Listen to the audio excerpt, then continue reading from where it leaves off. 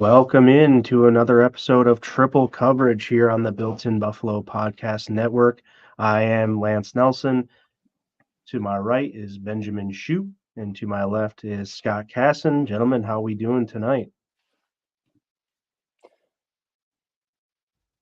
Ben is still muted. Yep, I'm muted. Got Welcome that. to the show, Ben. Yeah, welcome in. But yeah, so I'm doing pretty well. Would be a little bit better if my Celtics won last night, but can't win them all. But we got some exciting news coming up next week, and we got rookie minicamp starting, and it's that weird time where it's not too much going on, but there's still a little bit going on. So doing pretty well though. Yeah, doing great. Can't complain. It's Friday. Excited to talk some Bills with the boys.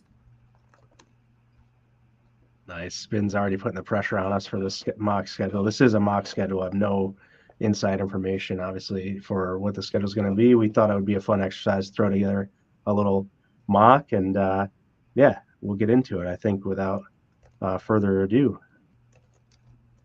So here's a schedule we put together here at Triple Coverage. I guess, Ben, we'll start with you, brother. Yeah, so we started off, we were kind of just talking about what we thought maybe might happen. We thought, is it going to be another, night game? Obviously, last two seasons we've had a primetime game to start the season with the Jets and then the Chiefs. So we thought, does this season hold? Will they put the Bills in another one? Well, I do think the Bills will have a lot of primetime games this year. I just don't think they'll start the season off with one. I think just due to last year having one, the year before that having one, and now the Bills kind of being a team that isn't looked at as one of those top three teams maybe in the consensus in the NFL anymore.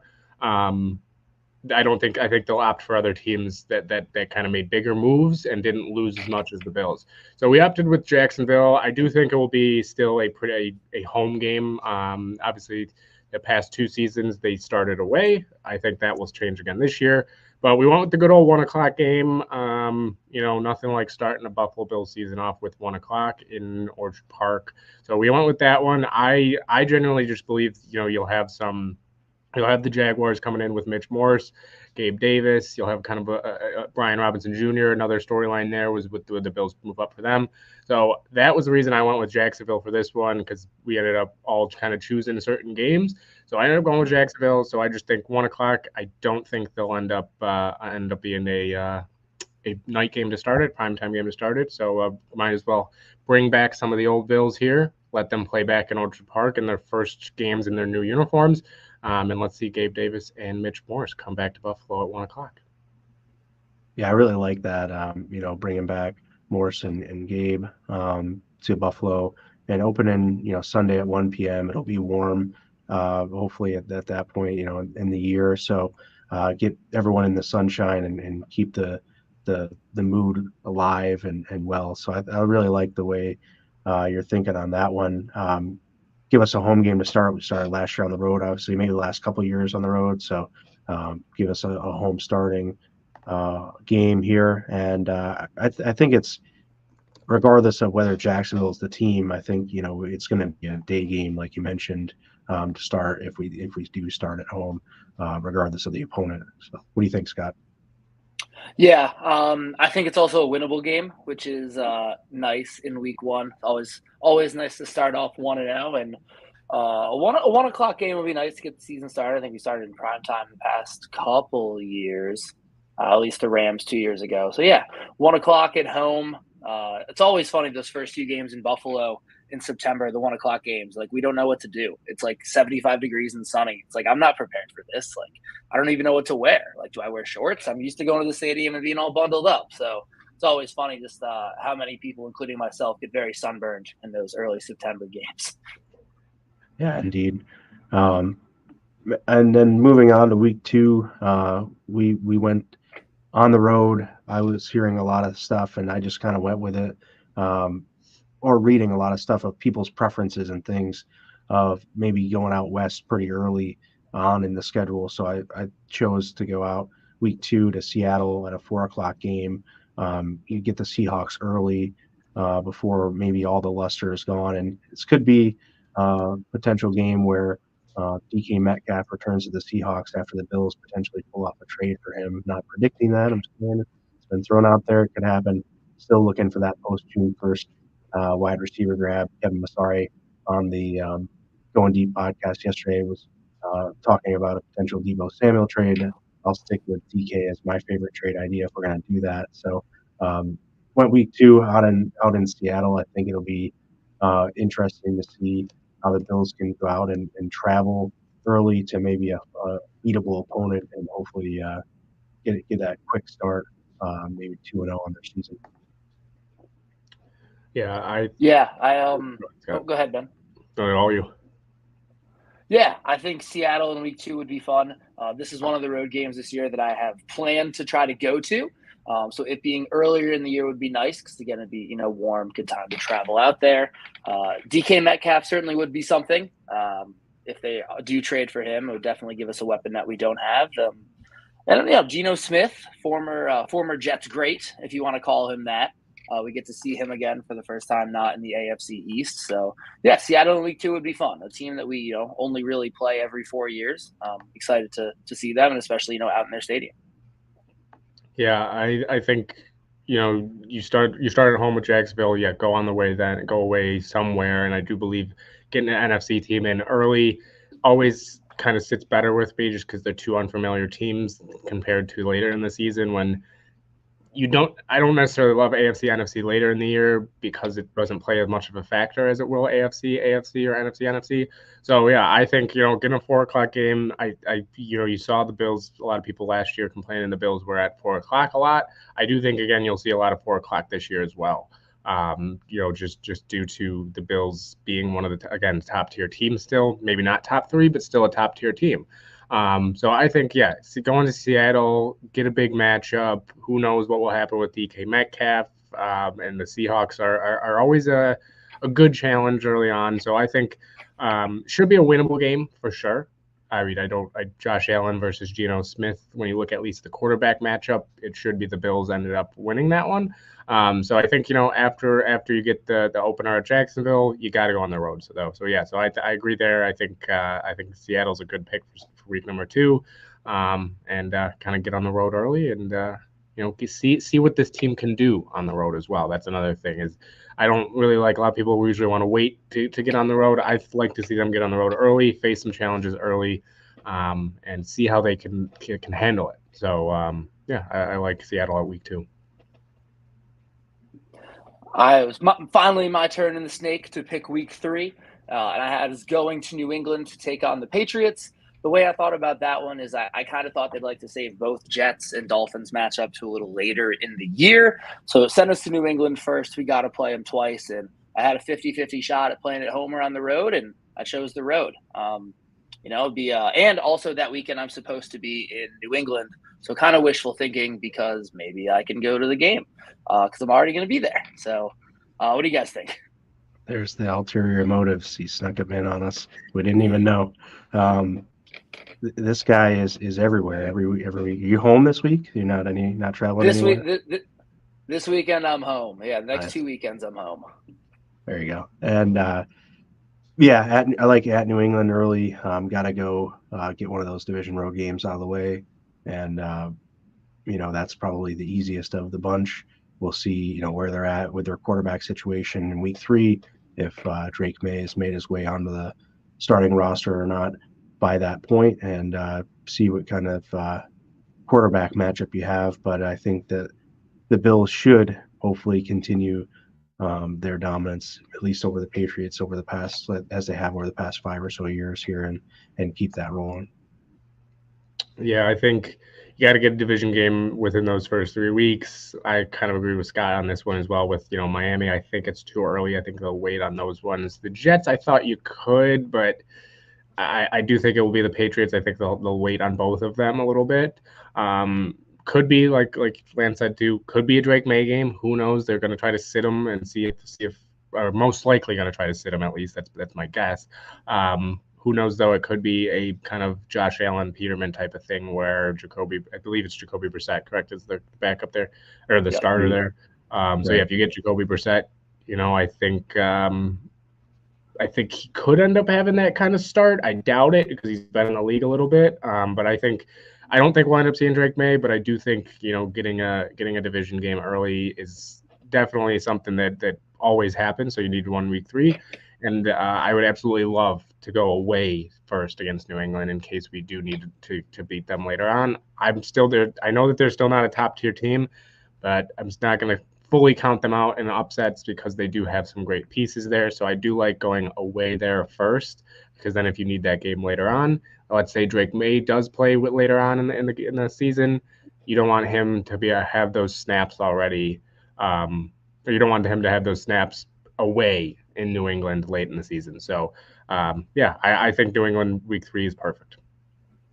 Yeah, one of the other ideas, and this totally could be that they go back to back Seattle and LA to try to get both road games kind of back to back where they could stay out there and not have to go back and forth. But we'll see. I don't know if the NFL is going to be able to appease all those requests or not. So it's a good hope if they could do that. I wouldn't be mad at that for sure. But we'll see what the league accommodates for those kind of scheduling benefits. Let's say. Let's keep in mind, though, that the NFL did last year schedule Jacksonville to be in London twice, and the Bills coming over that second week. So they don't necessarily. I'd love it, but I'm not gonna put my money on the NFL taking into account what makes the most sense. Yeah, doing us any favors for sure. Yeah. If you haven't done so already, if you're on Facebook, please like and share this. If you're on YouTube, please like and subscribe. And then if you're on X, give us a follow there and a retweet. Come on over if you're on X to a YouTube channel and get in the comments and be active. We'd love to have you and your opinions in the comments here. So great support for the Built in Buffalo Podcast Network. Always appreciated from everyone. Moving on, week 4, Scott. I think that you kind of went back to back here. Yeah, I had the double dip on the snake. I took the Chiefs. In recent years, obviously last year we played in like week 13 or something, but it feels like we always played the Chiefs in week 4. Also have this being the first primetime game of the season, Sunday Night Football in Orchard Park. Should be a good one. Outside of the divisional games, this is probably the biggest game on the Bills' schedule this upcoming year. 2-time defending Super Bowl champs coming to our house during the regular season with fans, which that hasn't happened since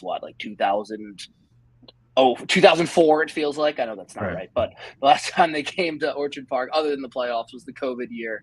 I think that'll be Sunday night prime time, and then give the NFL a marquee matchup early in the season in week 4. Go ahead, Ben. Yeah, so I think, a lot of people will say, well, we've played them all the time on night games. We've played them so many prime times, but I don't see how the NFL can year after year can't put them prime time. They have to be. Like it's Bills, Chiefs, it's Allen, Mahomes. If you don't put them prime time, it's an abomination. I don't even it doesn't make sense to not put them there. So I think, either Monday night, Sunday night, Thursday night, whichever one it is, I think it's a night game. And I do, again, I like it early. I think it matches up better for the Bills as well. You get a look at them early, so you can kind of, if you do have anything against them, you can fix it, especially before the trade deadline. Let's say they play the Chiefs. The Chiefs are looking hot like usual. They're looking like, they might be able to three-peat here. And the Bills just need to, let's say, get a little bit more pass rush. That can be a game where they can kind of see what's going on, what they need to fix to beat this team that is right now the team to beat, right? So they're the team. So I like them early. Like I said, then if you have something you need to go fix, well, even if it's receiver too, if you say, hey, we're not getting open enough, we can't beat a team like this if we can't go get a receiver, then you go make one before the deadline, hand beforehand. I like Kansas City here week 4. But it's got to be primetime. I don't see how the NFL doesn't make it primetime. Yeah, I agree with that. I think you have the 2 premier quarterbacks in the league. You got to go with a primetime game. And then right after Kansas City on Sunday Night Football, I took Monday Night Football against Miami up here in Buffalo, getting Miami up here before it gets too cold.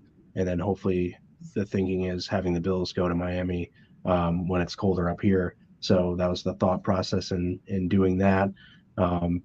kind of level the playing field, make it even, and see who the real best team is. We'll see what the Jets can do, but these have been the two best teams in the AFC East for the last couple of years now. So, would assume that would be kind of the litmus test for the Bills here with a back-to-back against the Chiefs and then the Dolphins, and really see, where their guys are at. Will be a huge stretch here, probably for guys like Keon Coleman and even others we're going to talk about in a little bit here. But yeah, I think that getting two primetime games in a row, maybe that's surprising to some, or maybe could be unlikely in some people's minds. But I think that would be just more of a fun idea to keep the Bills in the primetime spotlight. Yeah, I would love it. The back-to-back primetime games are always a lot of fun. Definitely would prefer to have Miami up in Buffalo earlier because the sun tends to take us out when we go down there too early in the season. And yeah, I don't see how at least one of the times we play Miami this year isn't in prime time. The division came down to these two teams the past 2 seasons. Good chance it does this year too. So yeah, I don't see how at least one of our 2 games against them isn't in some primetime matchup. Yeah, and I think like Lance said, you want Miami to come here early in the year, you want to go to Miami later in the year.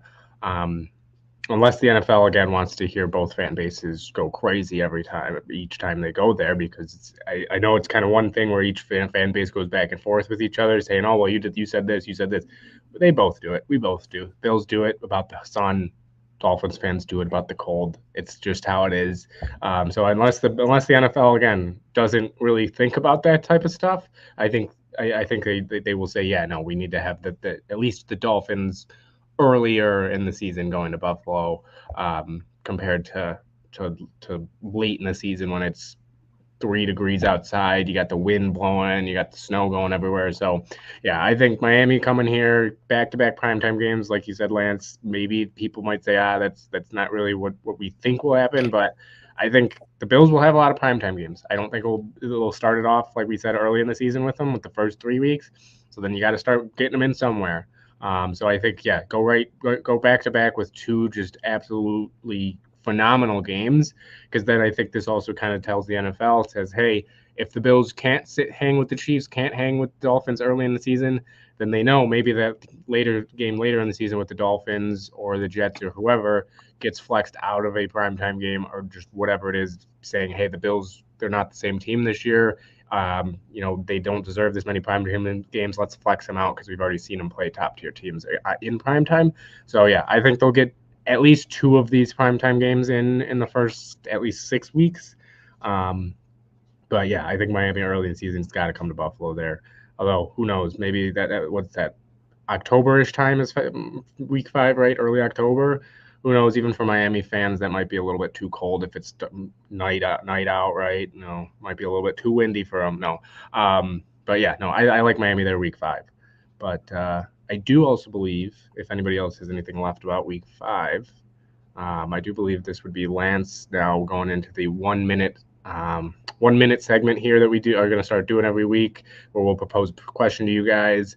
Not sure if Lance or Scott are going to put them out on their socials, but I'm definitely going to put mine out. But Lance, I just threw mine out there, and we're gonna talk a little bit more about this towards the end of the show, but I wanted to preface it here and get everyone's opinion. So I want you guys to be in the comments to kind of give me your opinions on this as we go through. But who will be the most impactful defensive lineman in 2024, 2025 for the Bills?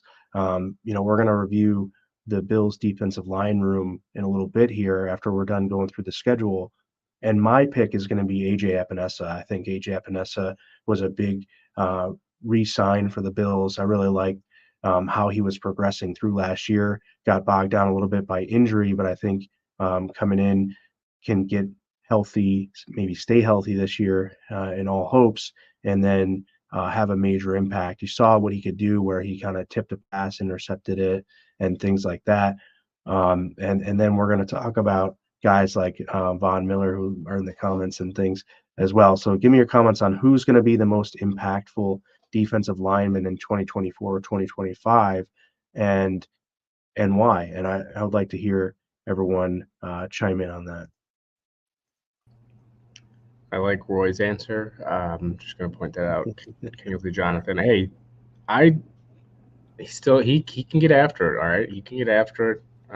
Who knows? Maybe he will step up. Maybe it will be Kingsley Jonathan. He got active in that Jags game last year. He did. Yeah, we had a little bit of a war on attrition there, so I think he had to by default, right? Yeah. I believe then, are we going on to week 6 now, right? Week 6, I believe I'm back-to-back now since we're the snake order. Mhm. So Scott had his back-to-back. Lance, unfortunately, sorry, you don't get a back-to-back. That's right. But, yeah, so week 6, it was kind of a tough one. You guys kind of gave me a little tough run here with, we had the division game. We had 2 division games. We had 2 primetime games. So I thought, no, we're not going to get 3 and 4 weeks of the same division. We're not going to get 3 and 4 weeks of prime time, and definitely not 3 in a row of prime time.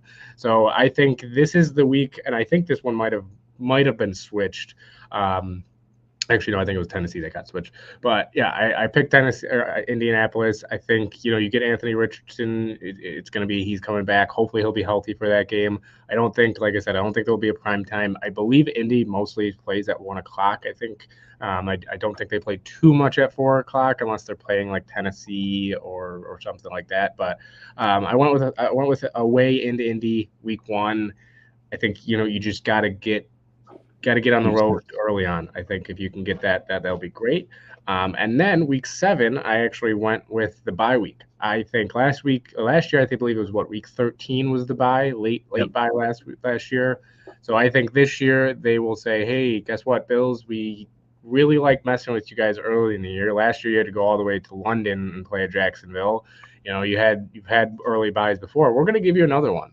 So I think early buy this year, which personally I hate. I would rather have a late buy. I know like even the players and coaches have talked about it a little bit about how they really prefer that. But I think the NFL says, we got to screw you guys over some way.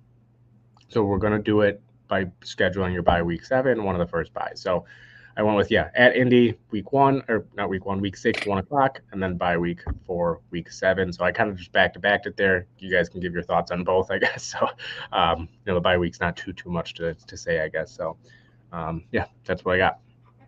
Yeah, I think that, Indy definitely should be a 1:00 game. I'm not sure that, the Colts or, Anthony Richardson's done enough to warrant that, and they're not going to give they're only going to be able to give the Bills so many primetime games, and we already have 5 I think listed here. So it'd be tough to think if they're going to put them up against the Colts on primetime over some of the other matchups that they could potentially have there.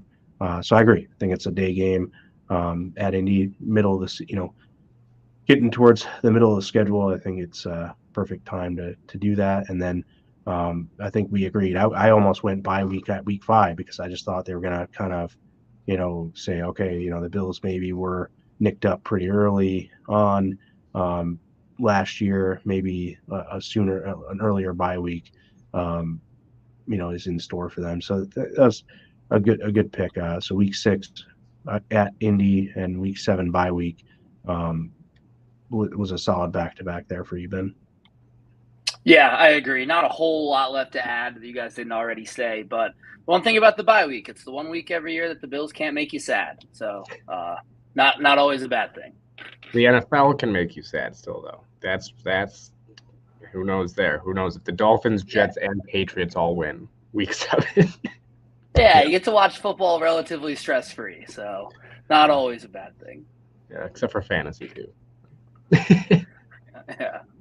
Yeah, I figured for me, I went week 8 at the Rams. I just figured maybe after a bye week, if they're going to go on the road, maybe to if they're not going to get that back-to-back West Coast swing. And I know Spin put in the comments his predictions and stuff. He had us just playing the whole NFC West right in a row, which would be interesting if they do that. But yeah, so at week 8, I had us going out there to LA to play the Rams. It will be an interesting matchup. Obviously, they have Puka Nacua, and they made some noise last year. So we'll see. This will be a mid-season kind of see where everyone's at and get the Bills on the road and maybe in an uncomfortable environment and see how they respond. Yeah, the last time we went out and played the Rams on the road, season opener 2 years ago, went pretty well. Yeah, This it was Rams great. team, a lot different, like you mentioned. They have Puka Nacua now. Matthew Stafford should be healthy going into this season. I know he was banged up most of the past 2 seasons, but should be healthy. It's always fun to play these NFC teams, just because, like I said earlier, you don't see them as much. Unless we get that random crossover game that they have now. Only play them once every 4 years. And once every 8 years in their stadium, outside of, like I said, the crossover game we had with them 2 years ago. So yeah, it'll be fun. Get to see a team we don't get to watch play all that often, and yeah, get it out of the way in the middle of the season. Bills go west, so after the bye week is also a pretty good time to do that too. So yeah, I like it. Yeah, I like it too as well. Like you just said there, Scott. After the bye week, go over to LA so you have time to prepare. You can rest beforehand and then go travel over there. So yeah, I like the Rams here. I think it could be a primetime game. I think, but I doubt it. But with how the Rams played last year, I mean, they had one of the best drafts last year as well. So it was one of the first times they actually were able to draft as well at that many picks, since they traded all of their picks years prior. But yeah, though they had a great draft of it. But the one thing I will say, the good news is that we won't have to deal with Aaron Donald in LA anymore, since he did retire. Even though Josh Allen is still the only person I've ever seen on video smiling while trying to stiff arm Aaron Donald. And we all know, we've even seen other quarterbacks get scared, as in Seattle's own Geno Smith, seeing Aaron Donald come around the corner and scream, oh no, and just throw the ball away. So we don't have to deal with that. So that's good. But yeah, I like the Rams there week 8. Get on the road, get back on the road, save the home games for later. I'm always a fan of that one. So I like that. And now I believe 9 and 10. You got Scott there for your back-to-back. Yeah, 9 and 10. Bills are 7-0 at this point, right? Yeah. Yeah. 8-0 if you count better. That's right. So week 9, I went with us going to the Jets. I put it at 1:00 just because it could be primetime, us against the Jets. Definitely a big matchup this season, but we had a lot of primetime games in there already. Figured this one would be at 1:00. Our first look at maybe Aaron Rodgers for a whole game, which would be exciting. Yeah, does the NFL get nervous to put them at primetime, because of what happened? Yeah, exactly. That MetLife turf is no joke. I know a couple of people have torn their ACLs there playing flag tournaments, so watch out. So I had 1:00 against the Jets, get the first 3 of our divisional games out of the way around the halfway point, and then all the other ones obviously being later on. So it should be a big matchup and could decide who wins the division, as we get closer to the end. What do you guys think? Yeah, I think you had to get the Jets in there somehow. I don't think they're going to wait till the last 5 weeks to squeeze the Jets in. I know they've done that in the past with sometimes with division rivals, but yeah, I think it'd be very interesting if they did schedule at the Jets and at a primetime game, just due to what happened last year with Aaron Rodgers. You know that would be part of the hype video and here comes Aaron Rodgers back. But yeah, I don't think that they will. I think, they said, hey, let's maybe not try to schedule primetime games at MetLife just so we don't have players going down left and right on primetime games. That'd be smart, but, we'll see what they do. But yeah, I like the Jets there week 9 at 1:00, and that could be a 4:00 game. But yeah, I would be shocked if they move that to a 4. Yeah, I mean, obviously nobody's gonna balk at having Aaron Rodgers versus Josh Allen on a primetime or any other highlighted slot, whether it's CBS game of the week type thing at 4, whatnot. So, I like that. We kind of have the division games spaced out pretty well here. We don't have any, the same team twice in 3 or 4 weeks, which that could happen. We don't have it in our mock here. I think it was 2 years ago, the Commanders and the Giants, they played each other and they both had a bye, then they played each other again. So the NFL gets weird with the divisional games sometimes. Right It'll on. make So yeah, week 10, I think, I'm not sure how it went. We started moving some stuff around here, but went 4 p.m. Uh, home against San Francisco in a game of the week type of matchup. Um, we talked about earlier uh, reports, not reports, but rumblings, and then people talking about the potential of the Bills acquiring Debo Samuel. If you listened last night to Going Deep Buffalo, something Kevin Massari kind of mentioned, and people have been talking about it throughout the offseason here. Didn't get it done at the draft, where was potential, but here we are, and will it happen? Post June 1st potentially. So, um, yeah, big game. I think this is going to be, and we'll talk about maybe this throughout the show. But one thing we didn't say or ask yet, and I consider this as my question in my 1 minute segment, but I want to ask it now. Is like, what do you guys think for your favorite matchups throughout this schedule? Because this is mine, the San Francisco Bills matchup. My best friend's a San Francisco 49ers fan, so I assume he's going to come to Buffalo and we're going to catch the game, hopefully. And if not, I'll go harass him at his house and watch it. I know he likes to be in his spot to watch his games. So we'll see how that works out. But that's going to be my favorite matchup with the schedule here. I'm pretty excited to see how these two teams match up. Yeah, I mean, I when it comes to this game, it's definitely two very good teams. This one, I will say, makes me nervous out of all of them. It might be the most nerve-wracking one for me because I'm not sure how the Bills will match up with San Francisco.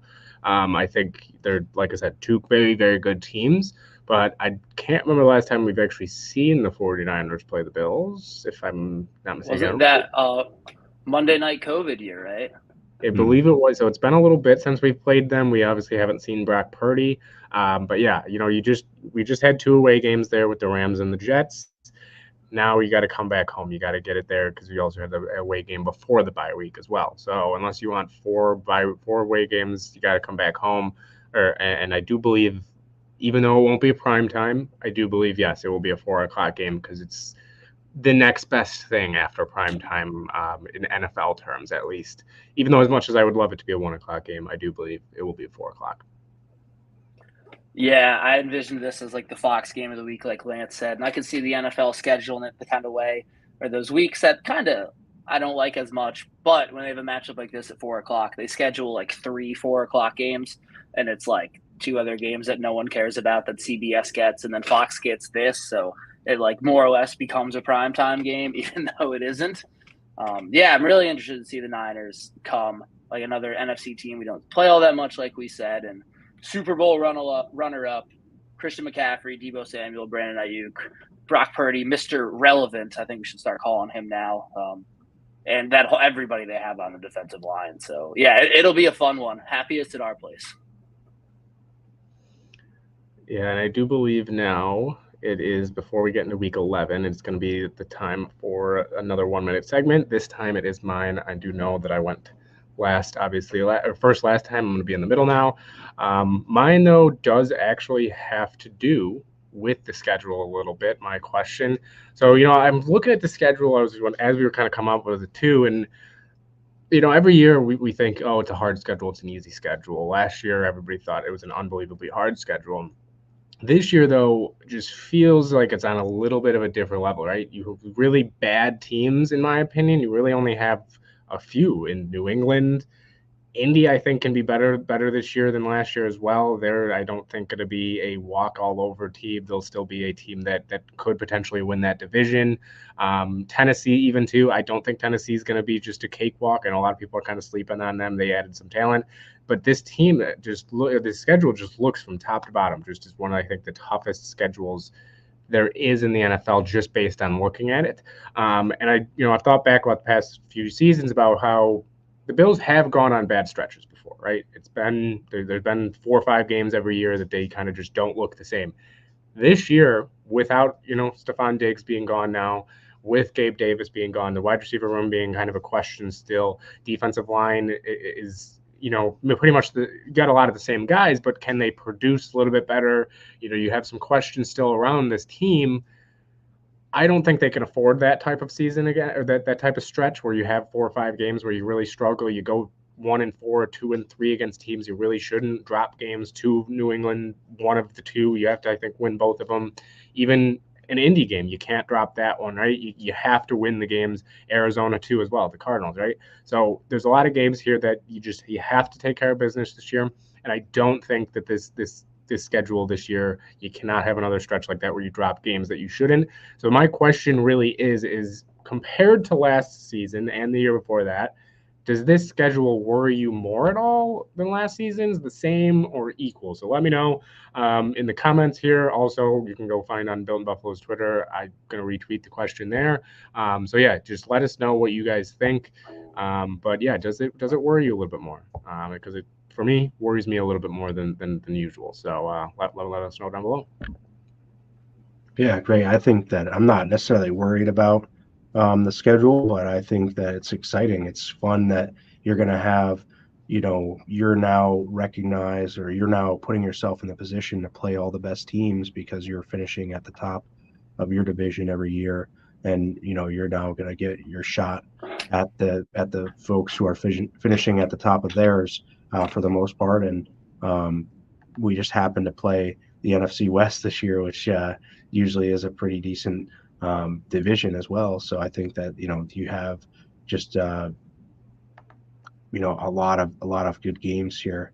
And what's the other division that we're playing? The AFC South here. So again, AFC South, kind of young up and coming teams, and some teams retooling. You have young quarterbacks, at least, in Levis, Stroud, Anthony Richardson, and who am I missing here? Trevor Lawrence.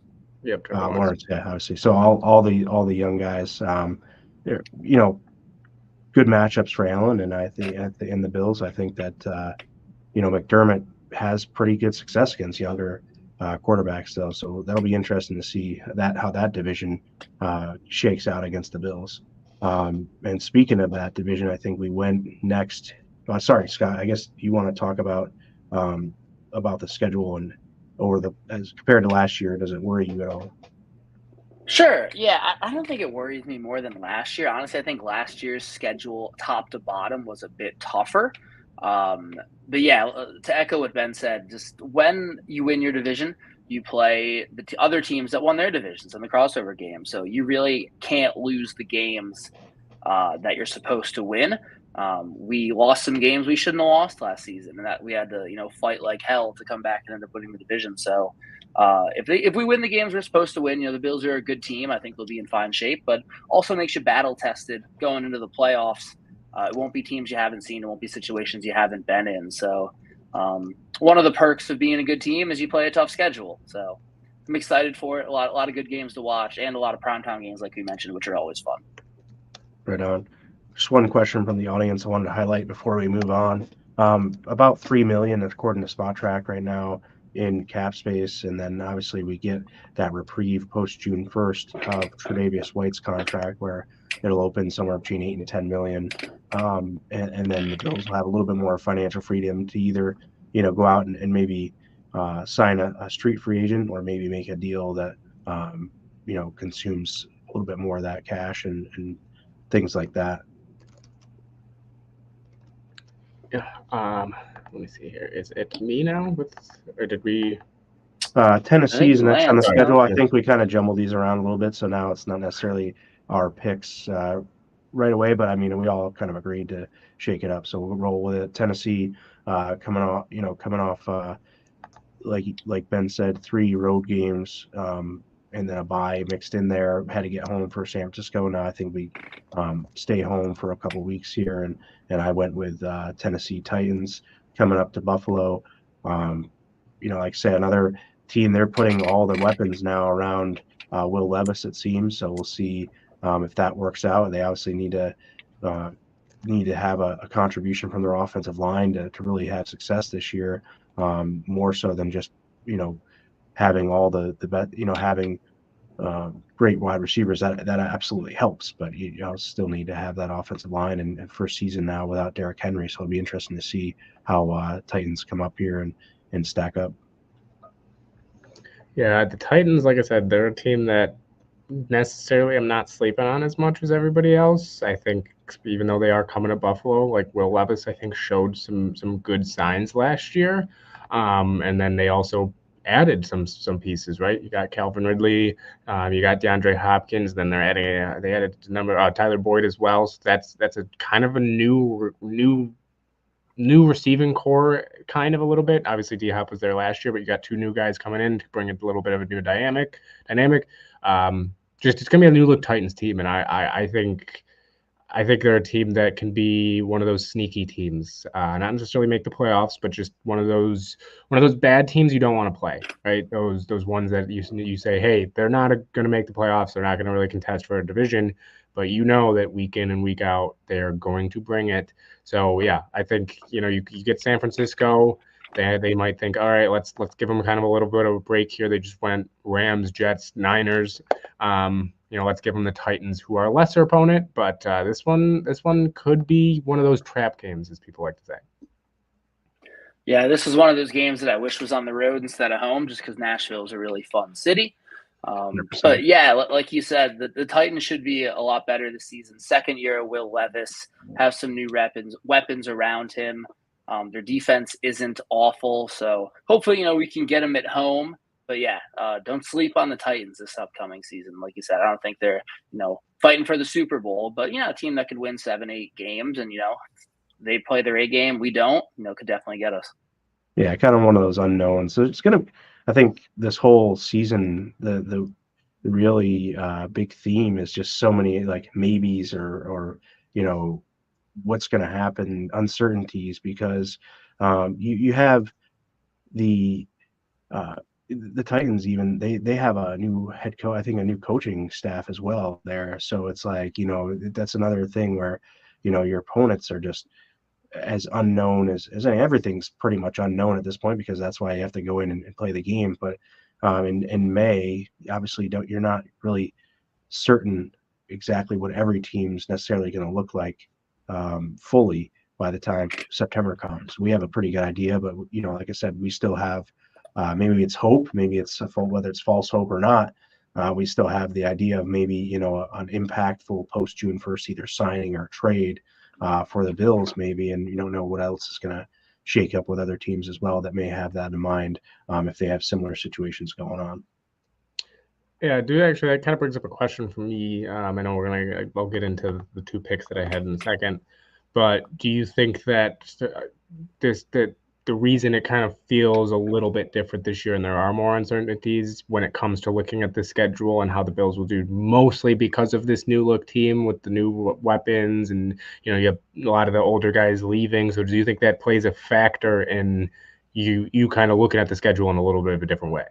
Sure. I mean, I don't know that you can really say, oh, we're going to go attack this team this way, because it's like, all right, well, our attack is now going to look a lot different. We don't really know exactly how they're going to deploy some of these guys that we have in the house now. We know we should still be able to run the football with James Cook. We added Ray Davis, obviously, what's only going to help that endeavor, and still having Ty Johnson. But outside of the running game being fairly similar to what we would have last year, the passing attack is just completely unknown. And so even like the uncertainty of, are we still going to add a piece on the outside, or are we going to add a Deebo Samuel via trade or whatever, we're not sure yet how that's all going to shake out. And like I said, it could be wishful thinking and things, but yeah, just that you don't know exactly how this is going to look come September 1st. Yeah, I think we're going to look a lot different, like you mentioned, and the teams we play this year are going to look a lot different. The Jets are going to have Aaron Rodgers, and they made some moves to build around him. Mike Williams, some guys like that. Will they stay healthy? Who knows? The Dolphins, also added some guys. They added OBJ, and it doesn't really scare me all that much, but it's another guy they have like deeper down on their depth chart as wide receiver 3 or 4 can help out. Their defense probably got a little bit worse. They lost Wilkins, Howard. Like they're going to be a different team. So, and the Bills are going to be a different team. So it'll be interesting to see kind of how the whole league plays out this year, especially with the Bills coming from, we're going to have a different attack, like we mentioned. So yeah, it's going to be a different look on the field this year, kind of across the board. Yeah, I think that also kind of shows you the past few years have kind of shown you, like, you really don't know what to expect, right? Because the year that the AFC West was supposed to run through everything, they didn't really do much, and every year you kind of hear that. Even last year with the AFC East, everybody said, "Hey, are they the division now?" And I think it's definitely the past few years kind of been like, "Hey, we can't make these assumptions as much as you want to. They really are questions until that first snap of the football there for 2024." But it looks like next we have week 12 and 13, which were two of my favorite weeks to pick, actually. Week 13, we kind of talked about beforehand when picking it, but week 12, we do have Arizona. So we got back to back with Tennessee, Arizona coming here to Buffalo.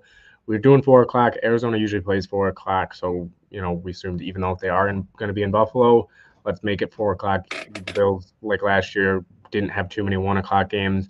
So I think this needs to be a game that they have to win. They absolutely have to win this one. So I'll start there with that one with Arizona. It's going to be cool, though, to also see Marvin Harrison Jr. come to Buffalo a little bit. So I like this matchup. Hopefully it can be after a Tennessee win. If it's not, if they do lose versus Tennessee, this should be one of those games where you look at and say, wow, they should come out and be pissed off and just absolutely pummel this team. But obviously, we'll have to see what goes on with Tennessee there if they do end up playing before the Cardinals. But yeah, week 12, I got Arizona. Yeah, I like it. A warm weather team coming up to Buffalo in November. It maybe shocks them a little bit. They were frisky last year when Kyler Murray came back, and this year he should be fully healthy, has a full offseason of normal training, not rehab training. Marvin Harrison Jr., like you mentioned, have some more weapons. So, yeah, a game that the Bills should win, but it'll probably be a fun one for us to watch.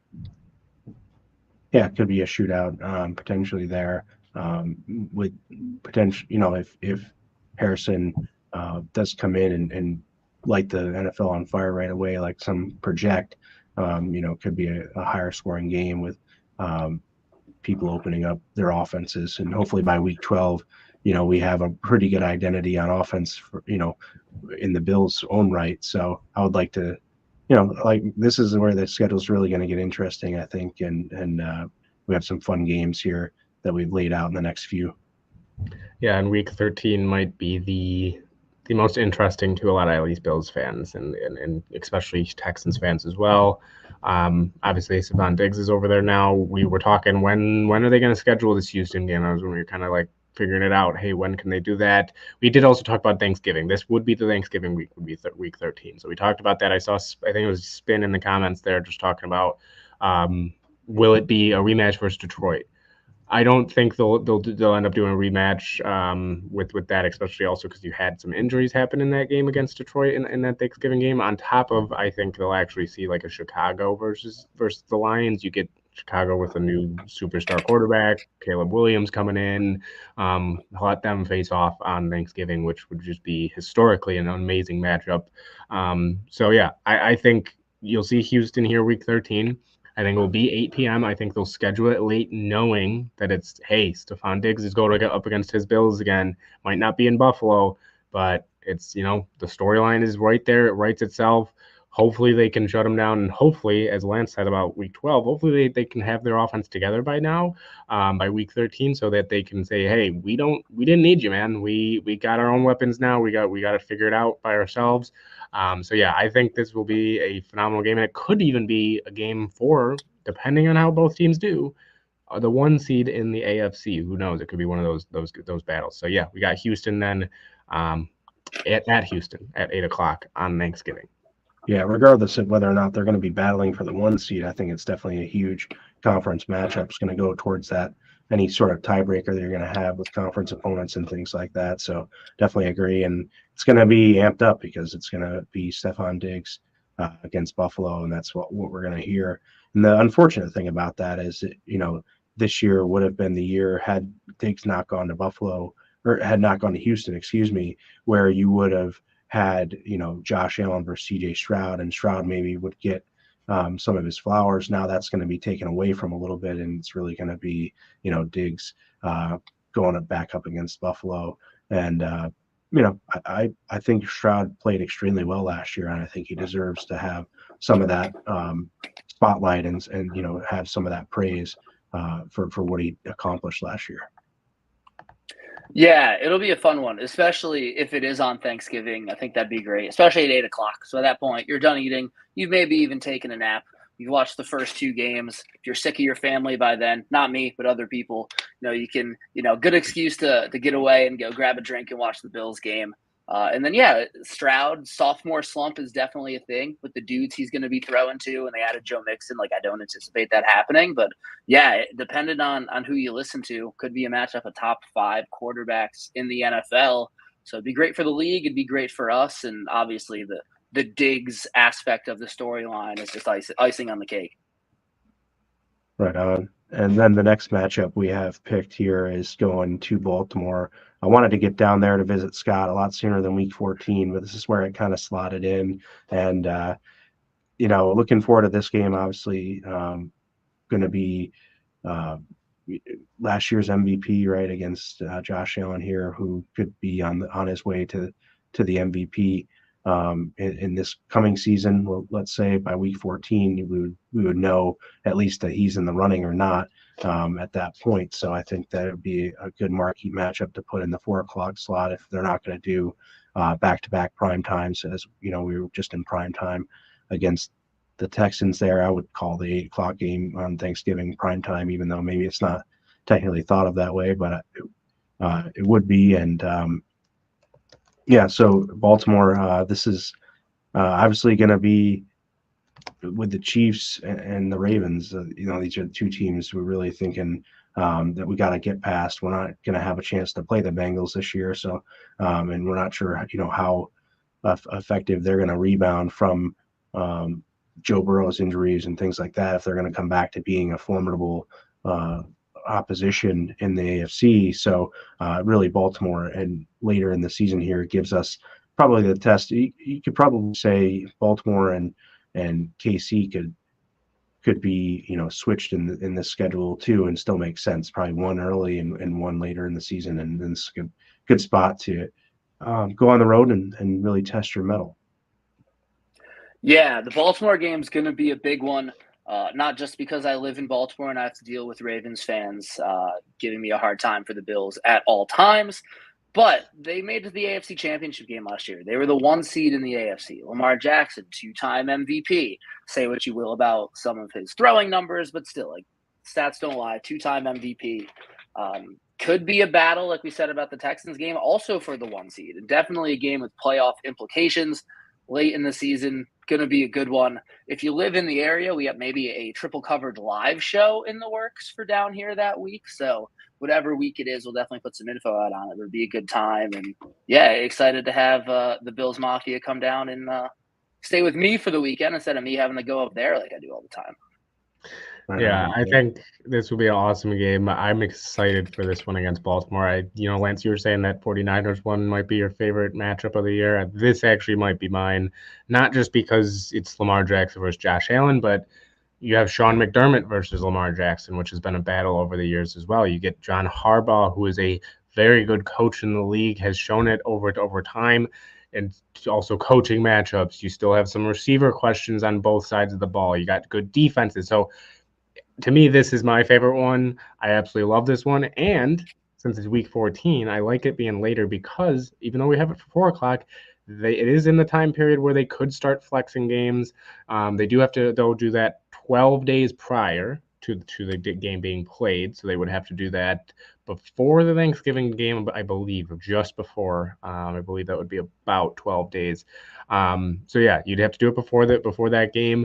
I could see it happening. I even if it's week 15, 16, whatever, I do think they'll have Baltimore as that game because also Baltimore and the Bills have had great games in the past. So I love this one. Week 12, by the way, is the week, if anybody's wondering when they can start flexing. So it'd be that Arizona on, if they could start flexing, I think they look at this and say, hey, this one makes the most sense for the Bills down the road. Let's flex this 1 to 8. Maybe they keep it at 4 though, and because they want that to be the CBS game of the week or whatever it is. So, but either way, I absolutely love it here late. I think it Kansas City or Baltimore, one of those two teams got to be within the last 5-6 weeks there. You got to have one of them. If they have both, that would be very interesting, but I think you got to have at least one there because again, like Scott said, could be another battle for the 1 seed. It could be a lot this year as well. Like we just ran through Kansas City could be a battle for the 1 seed, even though that's early in our prediction. You could have Houston, and now you could have Baltimore, and that might not even be all. So I like them here at Week 14.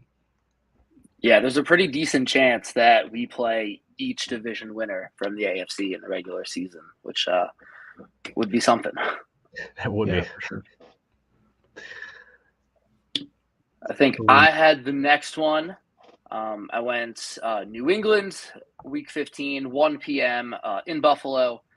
Had to just get the divisional games out of the way, and I thought they would save the Dolphins and the Jets for the very end of the season like they tend to do, save the big divisional games. So New England comes to our place. Hopefully that's the way we set up the schedule, kind of a get-right week before we go into the last 3 games, which are all pretty tough opponents. Coming off the Texans and the Ravens, if we have the Patriots, I know it's a divisional game. Anything can happen in divisional games, but that is a game that we need to win and should win. So play well in that one, kind of build some momentum going down the stretch. What do you guys think? Yeah, I like this one being late as well. I could see the NFL. I would doubt it, but I could see them saying, "Hey, look, let's make New England again a night game versus Buffalo late in the year, just like we did 3 years ago now at this point with the night game with the win game that the Bills ended up losing." Yeah, 2021. Yeah. Yeah. So they could say, hey, let's just have a rematch instead of Mac Jones being there to lead them by doing absolutely nothing. Let's have Drake May do it now. So they could do that. But like I said, yeah, I think, Scott, you got it right here with the 1 o'clock. I think if they have either New England game, I know New England's got to have at least one, right? Most likely they'll have at least one primetime game. I just hope it's not against the Bills because I just don't want to see one of those games primetime. But who knows? But yeah, I think 1 o'clock New England. That should be both New England games at 1. Yeah, I think with so many premier opponents for the Bills, some of these, the teams like New England probably aren't going to get the primetime games against them, in my opinion. So I like the 1 o'clock slot here. And late in the season, now we got, each of we had the opponents out of one of the games of our division opponents out of the way early, and now we've got them coming back up here. So finishing off with 3 out of the last 4 weeks in the division. Yeah, I believe now it would be the last 1 minute segment, correct? With Scott going there before we get into the last 3 there. So go ahead, Scott. Yeah. Awesome. So I don't have a question for you all today, and I don't have any hot betting tips. But for those of you who rode last week with Sierra Leone, I'm sorry. We lost by not even a nose, but a nostril. That was a tough one. Would have had it if Forever Young didn't bump us. Let me tell you that. But what I'm here to talk about today is, especially with rookie mini camps getting started today, seen a lot of videos of Keon Coleman running routes. We had the Xavier Worthy one going around last week of him dropping a ball, running a route on air. But just don't overreact to these videos that we see now, that we see in mini camp, that we see at the beginning of training camp. They really don't mean anything. Like, these guys haven't put on the pads yet. They haven't played a single snap of NFL football and talked about, oh, this is a good pick because he looked great running this route against air with the coach like flinging a bag at him while he caught it. Or, oh, this guy looked awful because he dropped the ball and came out of his route slow. Like, it means absolutely nothing. I know it's football and it's something that we can talk about and it gets us excited for the season, but don't overreact to it. Don't think about it. Watch it for what it is, which is content. And we get to see our guys running around on the field, which is exciting. But yeah, don't overreact to it. Don't get too excited about it. Just enjoy it. It doesn't mean anything yet. Yeah, right on. I agree. I mean, I think that especially with the, negative plays, some of these guys are human. They're going to make mistakes not only in practice, but in the games as well. And, if anybody hopes that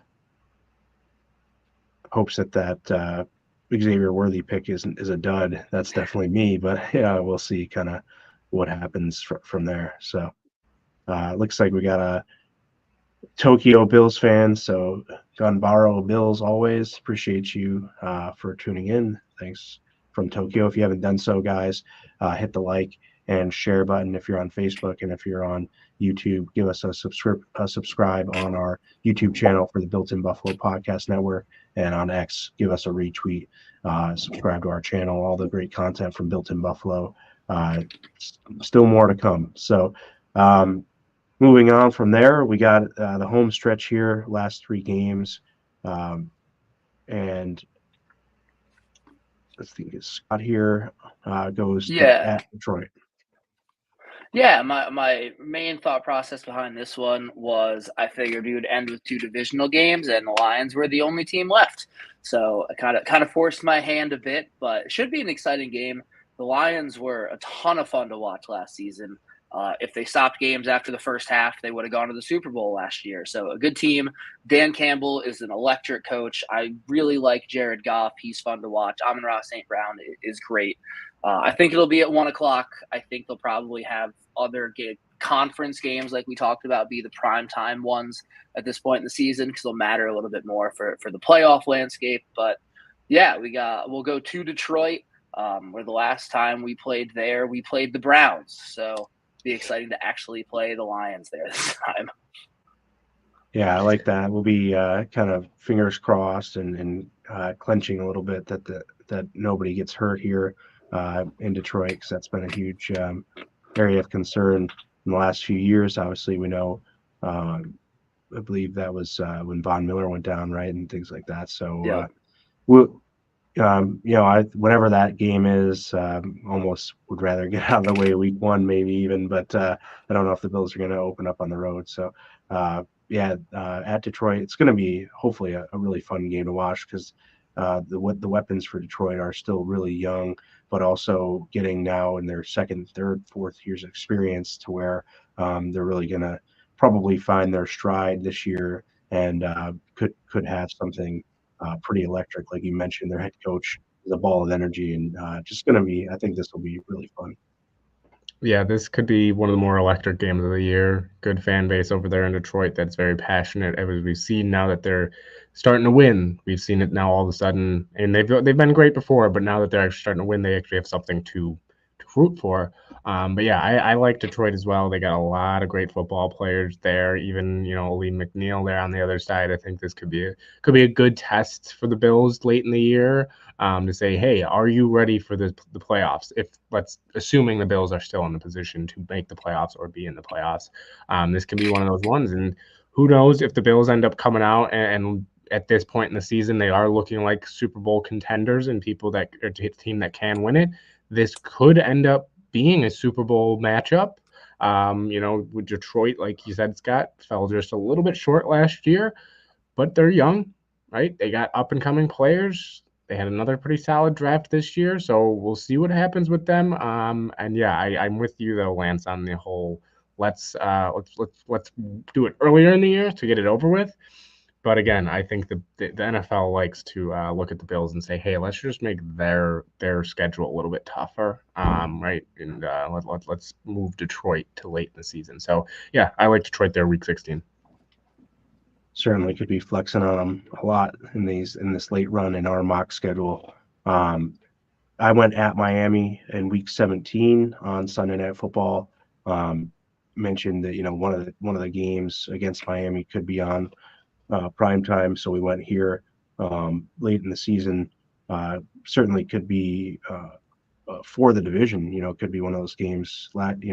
Similar to last year, although last year was literally for winner takes the division. So this could be similar. Where we might be able to see if we beat Miami, we could potentially lock in whatever we need, and may set us up for week 18 to rest some people if that's the way they choose. So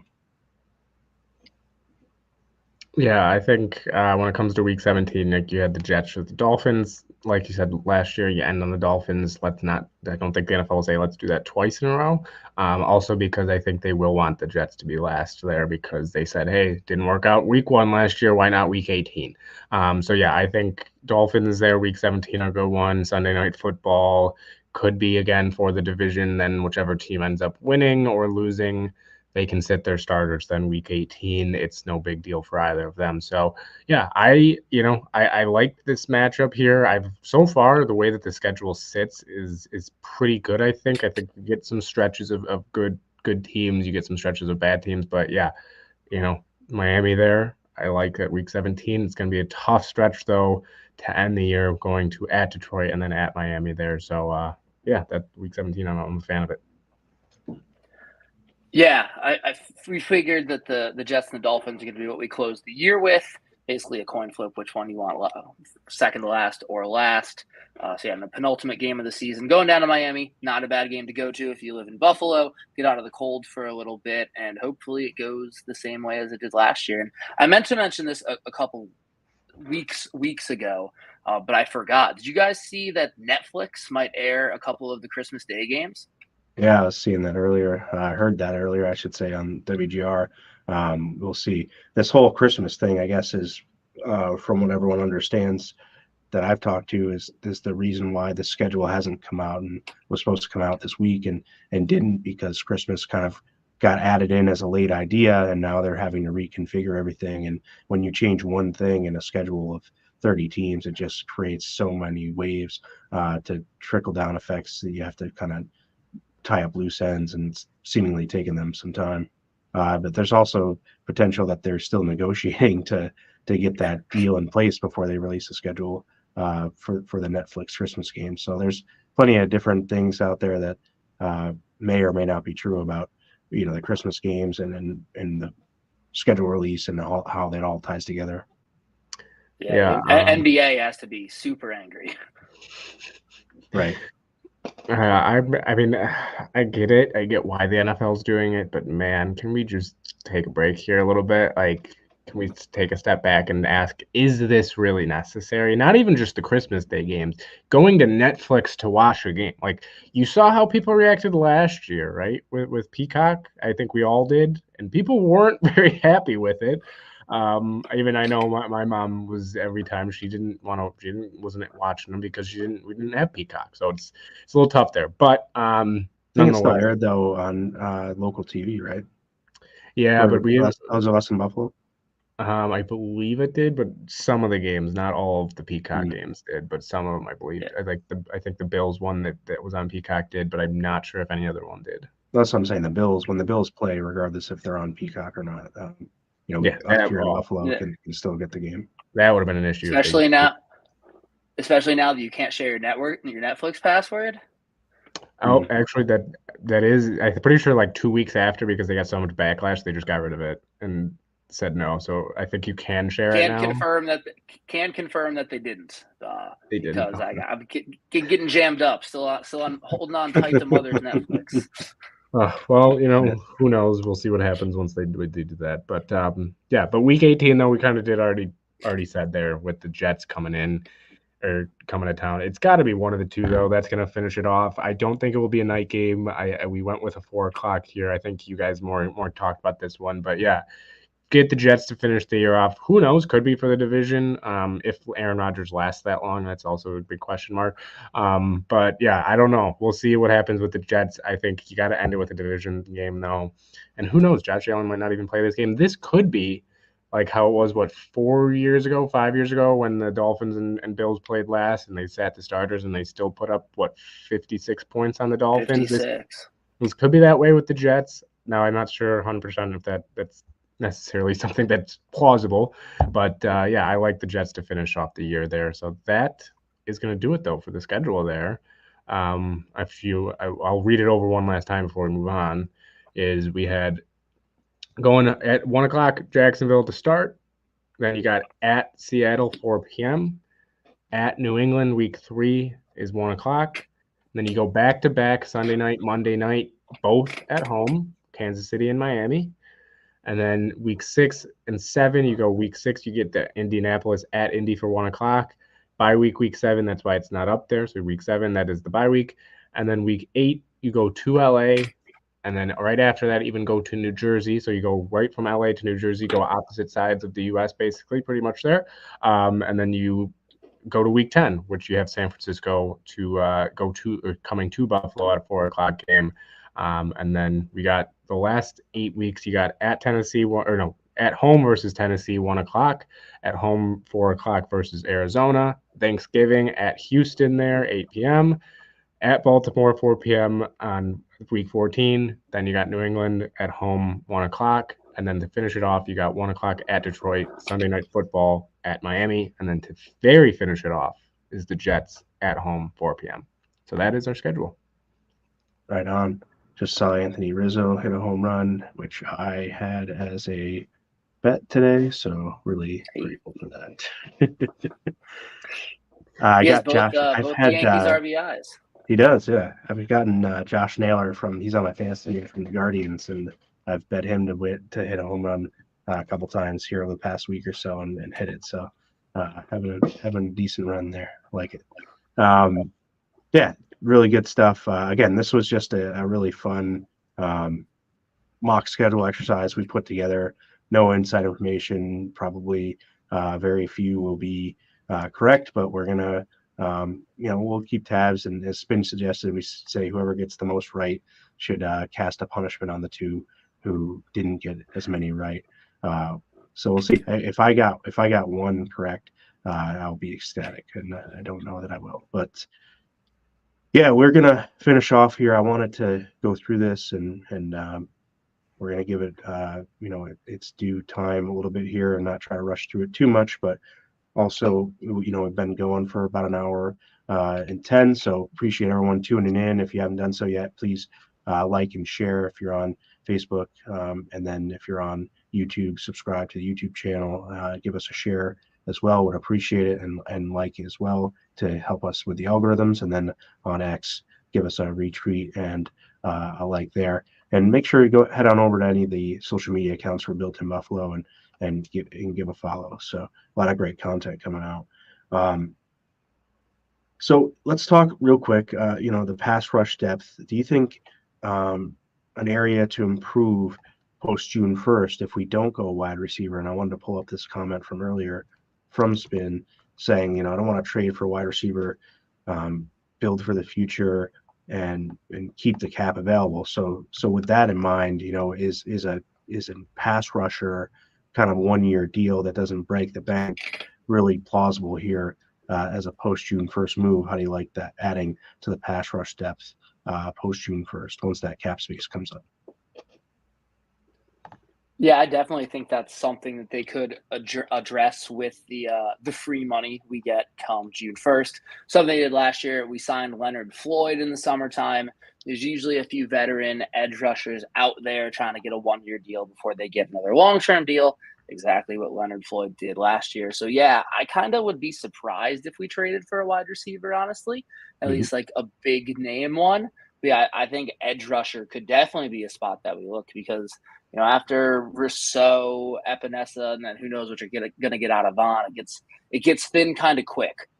Hill, he played okay last year after Chase Young and Sweat got traded. And he started to get some looks, but hasn't really been asked to play a consistent role on any teams. And then, Solomon, who we drafted, he's kind of more of a project. So yeah, it wouldn't surprise me at all if we tried to go get a pass rusher, because we just went through the schedule. The quarterbacks we're going to be playing this year, we're going to have to make them uncomfortable. And the best way to do that is with, pressure. Yeah, and there's still always some good names out there as well. So I do think they'll take a look. Now, I think majorly it will depend. They might even wait till training camp starts to see who's available. You guys still got Carl Lawson still out there. I believe Bionic Ngakwe is still out there as well. Yep. Emmanuel Agba, I know, is still out there. There's still some solid names. I don't even know. Actually, I'm going to check it right now. One name that I would absolutely love, and I might even just start on the train of getting him here if he is a free agent still. And he is. I know he's 35, but we all love him. It's Jerry Hughes. So I'd be a fan of getting Jerry Hughes. I could wear my jersey again. Yeah, exactly. Bring the 55s back. Is anybody 55 currently on the Bills? Don't believe so. Boogie Basham was. Yeah, I don't believe anybody is 55 right now. So somebody give Jerry Hughes a call. Get him back over here. I don't think Shaq Lawson's going to be a guy to bring back, because if you're looking to get pass rush, he's not the guy. Right? You already basically replaced him. So yeah, there's still some names out here. I'm pretty interested to see if they do add, because again, like we said last year too, like every year, some of these signings like Hill or even drafting Solomon or something, those, not all of them are going to work out, right? Last year, Puna Ford, everybody was super hyped out about that. That didn't really work out too well, right? Jordan Phillips didn't exactly live up to expectations either. So you had guys that didn't live up to what maybe fans would have thought. Yeah, I think that they'll take a quick look, but I think it will depend a lot on how Von Miller is recovering, how he's looking now. If Adrian Epinesa can take a big step, and even Greg Rousseau if he can take a step as well. But yeah, I think they'll take a look. Yeah, and just looking at the interior of the defensive line too, because Ed Oliver, came in 11 sacks last year, so he has that pass rushing from the middle, and I love that they've added so much depth to the interior of the defensive line now, and that they also have added a rookie. So, what's the impact do you think on that interior defensive line now adding a rookie to the mix? And I know he was one of your favorite draft pick, Ben. So, I just wanted to get your opinions. I think having the interior of the defensive line with Ed Oliver, do you think he's going to take another step and get even better, or at least continue that level of production? And then how does adding the rookie to the mix help the interior rush as well? Yeah, I don't think they'll look too much in interior defensive line just because I think they do like what they have right now. I mean, like unless Ed Oliver goes down for a significant period of time, or even DaQuan Jones. I'm not saying add to the interior. I'm saying just what is the level of production that you would project for us to get out of the interior, and how does adding the rookie there to the interior kind of help continue that presence from the interior of the defense line towards the pass rush? Yeah, I don't know if you'll necessarily see a huge increase in production when it comes to especially like sacks or anything, but I do think you'll see the run game get better because I think you'll now see DaQuan Jones back for another year in this defense. Ed Oliver will continue to get better. I don't think he'll take a major step like he did that last year, but I think he'll continue a slow ascend up.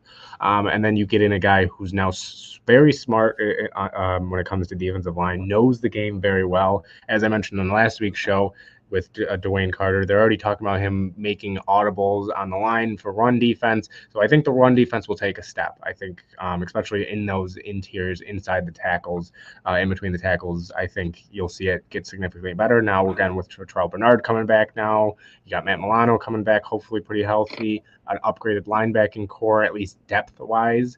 So I think that's the major difference when I look at the interior defensive line is I think you'll be able to see them kind of also be a little bit fresher in that aspect of, hey, let's give DaQuan Jones a few snaps alongside of Carter, or let's give Carter with Ed, or let's just run all three of them and run a five defensive line set. I think you could end up seeing that a little bit. So yeah, I think interior defensive line, I think you'll see similar sack production when it comes to that. Maybe Ed Oliver's up a few more, but I think you'll see it increase in the ability to stop the run. That's the best way I can put it. Yeah, I agree with that. I definitely think the interior D line's a lot deeper this season than it was last year. Obviously, DaQuan Jones getting hurt in week 5 killed them because he was playing at an all-pro level when he went down. We brought in, and we had even more guys get hurt later on. Jordan Phillips got banged up, but he's always banged up, but he got hurt again. We brought in Linval Joseph to kind of play 10, 15 snaps a game. We ended up having to rely on him to play a lot more than that just because we didn't have the productive bodies. But yeah, like you said, they drafted Dwayne Carter. We brought in Austin Johnson. We brought in Deshaun Williams. Like, it's going to be a lot deeper of a room this year. And McDermott loves to rotate those guys on the D line. And I really think we're going to be able to do that a lot more this year. And specifically on the interior, stopping the run. I agree with everything you said, Ben. I think it's going to be a much stronger part of our team this year. Yeah. And then as I spoke about, I want to get your opinions now a little bit more about who the most impactful defensive lineman can be for the Bills. I chose AJ Epinesa. I just really like that signing. So tell me, guys, what you think for the most impactful defensive lineman and who that may be. And then we'll get to our final topic, which is what's everyone's going to go to when you want to talk about defensive line in the Buffalo Bills, I think. Yeah. I feel like it's kind of cheating to say Ed Oliver, so I'm not, even though I think he is. But I'm going to go with Greg Rousseau. He's been solid his first 3 years in the league, but he's coming into his fourth year. We already picked up his fifth-year option. Like, it's kind of getting time for him to take that next step forward. He's a freak athlete, super long arms, can bat down passes, but would love to see that sack number get a little bit closer to double digits. And with the reps he should be getting this year, and hopefully they're all fresh because he's not going to have to play as many snaps. Like we just mentioned, how stacked this D line can be and how deep it is. I look for him to take a step forward this season because he kind of has to. So I'm hoping that he does. Yeah, I'm also not going to go at Oliver just because, again, that kind of similar. I feel like he's the obvious answer when we're talking about it. He's the one that should at least be it. But I guess more of an unsung guy that I think can step up. I'm going to stick with the guy that I've been raving about since they drafted him, and that's Dwayne Carter. I think he'll be an absolute, not even, like I said, not even just his physical abilities, it's his mental ability and his mental status that can really help make this defensive line just really be very in sync together. So I think that is going to be, it might even be something that we not necessarily notice. It might be something that flies under the radar that you hear about in press conferences or anything like that when at the end of the year or during the year when they're asking about Dwayne Carter and this defensive line. So yeah, when it comes to most important, I guess, defensive line, I would say add, just like, Scott said. But when it comes to who's going to be that unsung guy that really is going to need to not even necessarily step up, just be a guy that's going to help this defensive line succeed, I do think Dwayne Carter, even not even just being on the field, I think can help, because even, who knows, he could be one of those guys, as they're raving about his mind, he could be a guy that even comes in and helps Ed Oliver become smarter, helps even Daquan Jones, who's older, get smarter, just helps this team get smarter. And that if there's one thing Sean McDermott loves, he loves his smart defensive players. So yeah, I guess I'll stick with the Dwayne Carter train. But I do think I see John talking about Javon Solomon. Now, I'm not going to get too into rookie camp or anything because, again, that at the end of the day, it is just rookie camp. Like OTAs or anything, or even training camp, not necessarily need to put so much weight in it. But he is a guy that I'm very interested to see. Could be that real unsung hero type of guy that, really comes out of nowhere. Not necessarily is going to get 10 plus sacks in a year, but could get 5, 6 in that limited role if he ends up being a guy that kind of lives up to that pass rush fanatic type of guy. So I'm interested to see him as well. Yeah, then, my favorite defensive lineman to talk about is going to be Von Miller.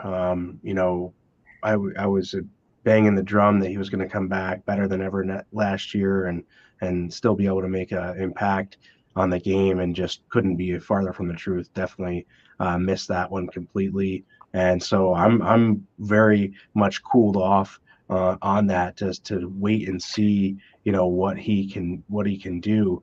I'm not doubting him by any means. I think that there's a chance that he comes back and can still produce. I don't think that his football career is completely over, but I'm at least very discouraged by what the performance was out there towards the end of last season, and not able to really put any numbers up at all, even at the end of the season when you think he would have been pretty much full health. And this year he's got just another off season under his belt now to really hopefully come back. And this is probably going to be one of the last year or two that, he's getting older, and just, if he's not going to do it this year, he's probably not going to do it. Yeah, he showed some flashes at the end of the year last year of kind of looking like himself. That Kansas City game, he was like this close to getting a strip sack. Then the Kansas City playoff game, he played a lot better. So if we can get 4 to 6 sacks out of Von Miller this year, I would say that's probably, that's about as good as we're going to get. Like, I would sign up for that right now. Yeah, I think we'll never see the Von that we saw before this second ACL tear for him. But yeah, as Scott said, once that brace came off, you did start to see him kind of turn corners a little bit easier. You started to see that step kind of coming back. Now, if he is older, that's gonna play a factor. He's not, I believe when he tore his first ACL, I believe it was in college, if I'm not mistaken. So he was young. He was able to at least heal a little bit faster than maybe his body's healing now as a mid to late 30-year-old, who's in his 14th NFL season, 15th NFL season at this point. So, he's been in the league a while. He knows what he's doing. But even if he doesn't make that big of an impact on the stat sheet, he's another guy that's kind of like Dwayne Carter. Just having him in the room is good enough as well. He's a Super Bowl champion, Super Bowl MVP, first ballot Hall of Fame. He will end up being a first ballot Hall of Famer. Just having him in there, even just hearing last year, hearing Epinesa talk, hearing Rousseau talk, just even about what he brings to the table as a teammate, I think is also very important. So even though he might not be the same Von, and he might not be making as big of splashes as he was on the field, I think it can also play a factor in how this defensive line performs when it's an AJ Epinesa, when it's a Greg Rousseau, who are now going to be looked at to take that next step. So yeah, Von, who knows? I think that 4 to 6 range. You more hope. I think you're going to hope for that like 7 to 9, 10 range, but I think expectations should be at that 3 to 5, 6-ish range, like Scott said. So we'll see what Von Miller does. Yeah, again, I don't doubt him at all. I think can have an impact. I'm just gonna slow my roll a little bit or temper my expectations, I guess, and not be so emphatic that he might go out there and light the world on fire this year. Given what he showed, and I hope that hope he could still make major impact at the right times during the games. That's my hope for him, is that he can have that situational impact and really be more of a mentor and have the impact on the other guys that are on the field making stuff in the stat sheet with those with the contributions at minimum, and be able to have that mentor role and really get these guys from a mental standpoint, preparation and those kind of things at the top of their game. Yeah, I will also say though, the one other thing, last thing on Von is even just the run game too. I think that might be even more of a factor for him. He can set the edge, right? He can be a guy that makes sure nothing pops outside. He's, like we said, he's been in the league a while, so he might even transition more into that Shaq Lawson role. Could be, who knows? But they're paying him as much money as they are, so they're probably not. But could be. So we just want to throw that out there, Paul.